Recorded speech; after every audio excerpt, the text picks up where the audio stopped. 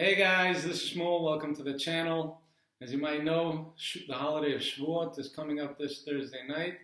It's a one-day holiday here in Israel and a two-day holiday outside of Israel. And I thought we can do a small video on, some of the practical and historical and general ideas of what's going on in this holiday. So the holiday of Shavuot is a time where we commemorate and relive the giving of the Torah, where 600,000 men over the age of 20 and everyone else, of course, stood around and surrounded Mount Sinai, and they witnessed and saw and heard as God gave the 10 Commandments. This is the beginning of the process of Moses staying for 40 days and then bringing down the two tablets. Some of the ways that we commemorate and practice a holiday is on Thursday night, the men will go to synagogue and of course they'll pray. And then we'll come home and have a lavish meal. As you can imagine, receiving the Torah is a great celebration and a very happy time. And so we'll celebrate that by having a very lavish meal, as I say. And then the men will go back to synagogue, and it's a custom for them to stay up all night and learn Torah. We don't sleep, and it's a very exciting time. The entire congregation and people from all over are there, and it's a very hustle and bustle situation. The place is very loud with people talking and learning in Torah and discussing. Very exciting time. When morning comes, right? When the morning is, the next morning is when God actually came down on Mount Sinai, and the 10 Commandments were spoken, and so we read certain portions of the Torah, and even some in the prophets, right? Where Chizkiyahu, Ezekiel, if I'm not mistaken, talks about the vision he had of God and of the chariot. I'm sure you might be familiar. We continue on with a lavish meal. It's very exciting times. Outside of Israel, since it's a two-day holiday, there are some who have a custom to stay up the second night as well and learn. This is not most people, but there are people who enjoy it so much and they want to do it again. In addition, the day of Shavuot, when we have this meal, it's a custom in Judaism to have specifically at least one milk dairy meal. We could discuss why that is. So that's a general practice of the holiday. It's a very joyous time, and we're all looking forward to it. So the basic history of how we got to Shavuot is, of course, we started off in Egypt, and God took us out and saved us from slavery so that we can serve Him. And from there started a 50-day march, through the desert to Mount Sinai. Right, that's where the splitting of the sea happened. On day 7, they crossed the sea, and they marched from Egypt all the way to Sinai. And when they got there, is when the holiday of Shavuot takes place. During this time, they were surrounded by the clouds of glory. God protected them and sheltered them and embraced them from all four sides. And they had complete dependency on God. It was like the equivalent of a mother holding her baby and completely taking care of all the child's needs, is how we were in God's hands during this march. And even more so, as you can imagine, a nation who's in slavery for 200 plus years would be very distraught, a lot of issues, a lot of pain. And during this time was a time of healing. We got to be in the embrace of God, and we had special food, special water, it was a very spiritually uplifting time. For 49 days, they went from one level to another, growing higher and higher in spirituality, to the point where they got to Mount Sinai. During this period is the holiday of Sukkot, where we celebrate that. We leave our safe homes with our four walls, where we feel like, you know, we're safe, and we go out into the world, into a small little hut. This is to symbolize that our true trust is in God, and we can live outside in a tiny little hut without all the fancy amenities, and yet rely on God and feel completely safe. And that too is a tremendous time of happiness and joy. It's, if you've ever experienced it, you know what it is. It's a very great time to you know, just enjoy life for a 7-day period, out, you know, sleeping under the stars and so on. Of course, a lot of food and so on. When they reached Mount Sinai, or in fact 3 days before they reached Mount Sinai, the Jewish people came to Moses and asked him if they can meet their Creator. They had a lot of experiences with God, right? Both with the 10 plagues, and like I said, with the clouds of glory, and there was a great pillar of fire and cloud a cloud that led them during the day, and a fire that led them during the night, and of course the splitting of the sea, and you know, the manna falling from the sky, and waters coming out of the rocks, and so of course they were witnessing a lot of miracles, and it was a very eye-opening experience, and many if not all of the Jewish people experienced prophecy to some level or another, especially during the splitting of the sea. But still, it was all external. It was all miracles hidden behind, you know, some force that was controlling all these things, making hail fall from the sky, and making wild animals come and attack the Egyptians, and water turning to. It was all forces that were happening, but they never experienced God Himself, right? And they wanted that experience. They wanted to meet their Creator once, to bask in His glory, and to maybe receive something. And so they asked Moses for this, and Moses, our teacher, went to God and told him of the Jewish people's request.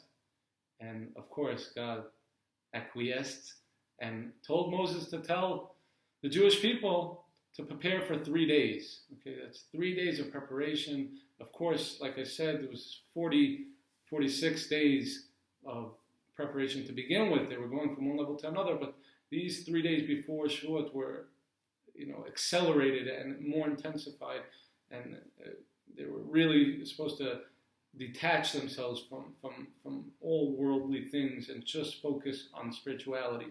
As Jewish people, we generally serve God through physical, right?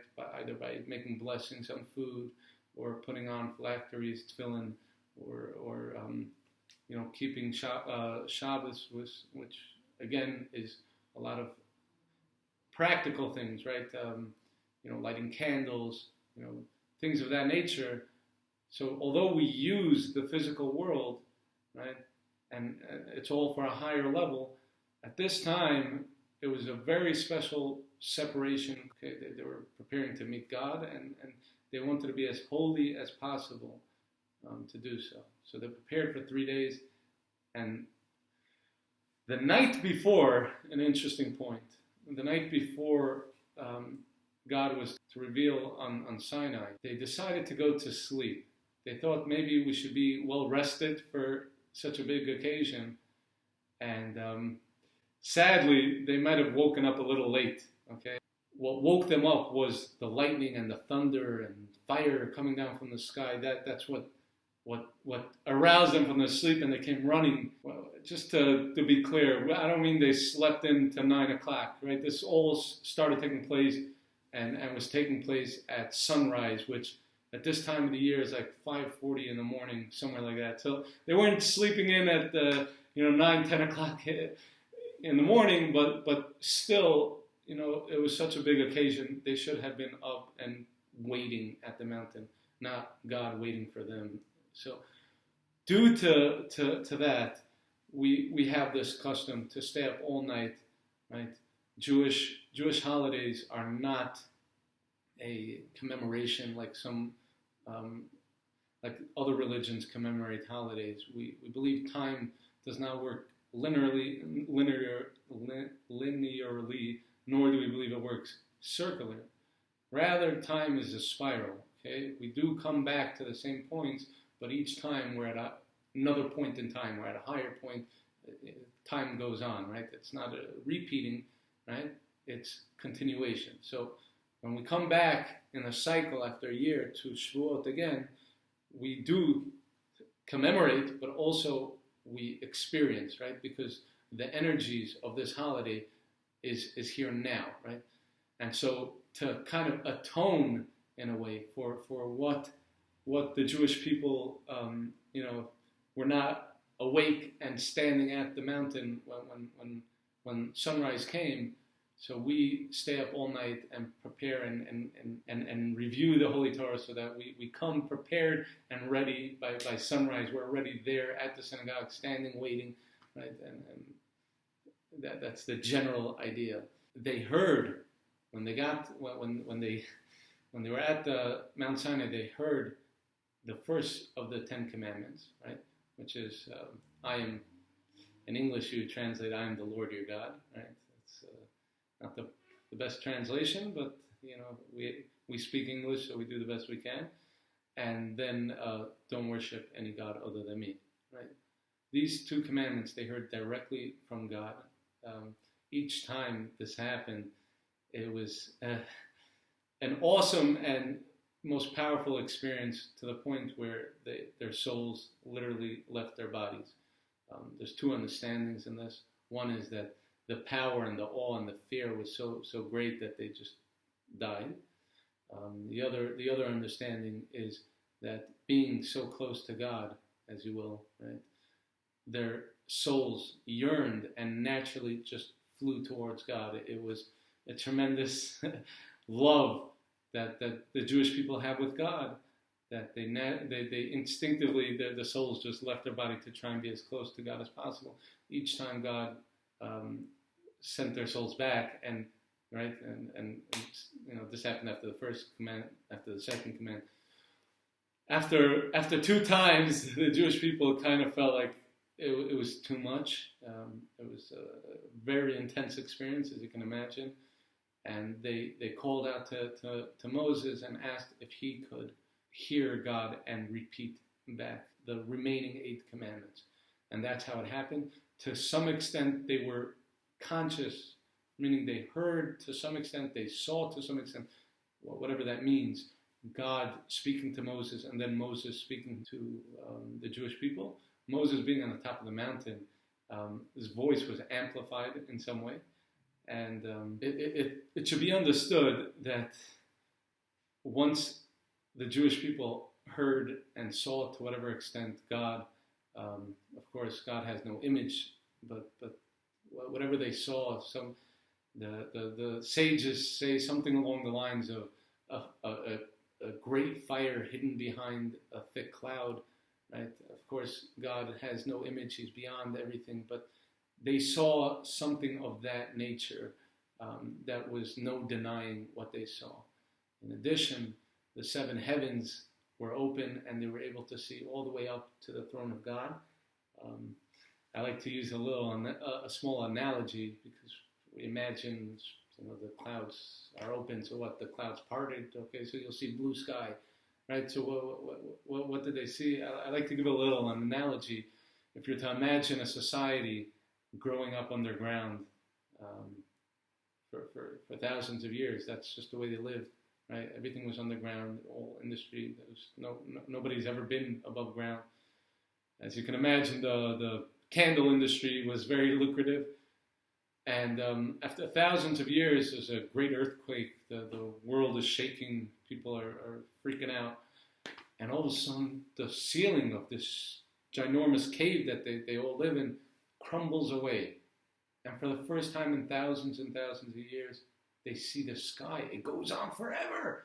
What is this? And not only that, but there's this, living on the ground, everything's dark. All of a sudden, they see this giant, roiling, burning yellow ball of fire that's just lighting up the whole world. As you can imagine, a crazy and awesome experience. Now try and imagine that again, right? It's very hard. That's the point of the analogy. Imagine that same example again, where we think we see the world. We think we see, that's the sky. Okay, that's space. I see it. Imagine that all falling away, and it opens up, and we see a whole new world, and 1,000 times brighter. It's hard to imagine when you're standing in the daylight. You think you see everything. That's what the peoples in the caves, living on the ground, thought. They experienced this 7 times, okay? Each time more amazing than the previous. So it was a very, very great experience that they experienced at Mount Sinai. Having experienced all this and hearing the first 2 commandments, leaving no denying what they were seeing and what they were hearing, they knew to some extent, meaning, to say this is a little funny, but they knew without a doubt of God's existence and control and over the world, right? To some extent, it's maybe a topic for another time. To some extent, they wanted that proof. After all the miracles they witnessed leaving Egypt, they still wanted something more. They wanted, concrete. I guess an analogy would be if I sent you a WhatsApp message for years, so you knew I existed, right? You knew I was out there. We had conversations. I was giving you advice on different things, right? So you know I'm out there, but it's not the same as actually meeting me and talking to me and seeing me and hearing me. It's a different game, and they wanted that from God. They wanted a full recognition of what they were in communication with. Having experienced this, they said, we got what we wanted. We trust Moses now. He told us he was coming as a prophet from God, and we see that now with our own eyes. He can take it from here. We have full faith in him. We have full trust in him, and from anything he says from here on out, we know is coming directly from God himself. Now, like I said, Shavuos, and not only was a time where we so to say met our Creator, but of course we received the Torah. The Torah is not a historical document, just talking about what happened to the Jewish people, and it's not just a book of laws. Okay, it is both of those things, but it's also something much, much more. Okay, the Torah is what our sages call a kli chemda, a most beautiful vessel.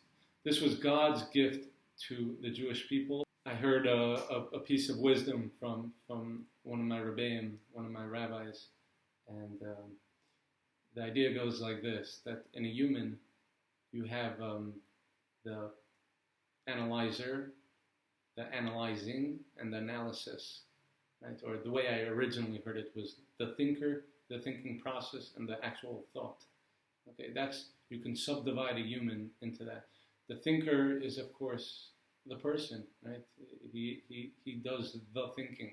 The thinking process is kind of abstract, right? You don't, maybe you see me furrowing my eyebrows when I'm thinking, but you don't see the actual process. Maybe nowadays with technology, you can watch neurons firing in the brain, being activated in different areas of the brain.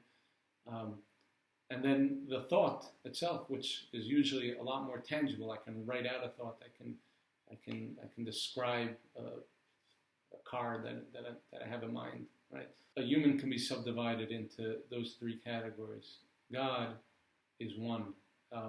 He's all one. There's no parts to him. There's no separation to him. Right? We use the word infinity, but it's more than that, because infinity is the concept of time, and space going on forever. God is outside of time and space. So it's just an analogy so that you and I can have a conversation. Is God is all of infinity, all rolled into one. So there's no subsections that you can say, here's God's this and here's God's that. We may experience different parts, right? We'll experience God's grace, or that's just our experience of, us tapping into different energies. But at the core, God is just oneness. And so you can't subdivide God into a thought, a thinker, a thinking process, and a thought. Now, if you were to imagine, God being the thinker, and then the thinking process is God writing, contemplating, putting together the Holy Torah, and then the thought being, here's the written idea, here's the thought, right? Here's the Torah, right? Of course, you cannot do that, which means that it's all one, right? So when we receive the Torah, in a way, God was giving himself over, right? All the secrets, the entire universe, everything is hidden within it. And as you can imagine, that's the greatest gift that can be given, is sharing himself with us, right? So that's some of the basics of Shavuos and some of the understandings and what we try and live along with and what we try and tap into. We're trying to access these things. They're all around us, but we try and tap into it either through practice or through thought. We try and experience it as opposed to just witnessing it. So yeah, have a great Shavuos, everyone out there, and we'll see you in the next video. Don't forget to like, subscribe, comment. Most important is comment, right? We want to know what you think. Is there anything that needs to be explained better? Any specific video, any topic that you're specifically interested in? There's a couple of things coming down the pipeline as we speak.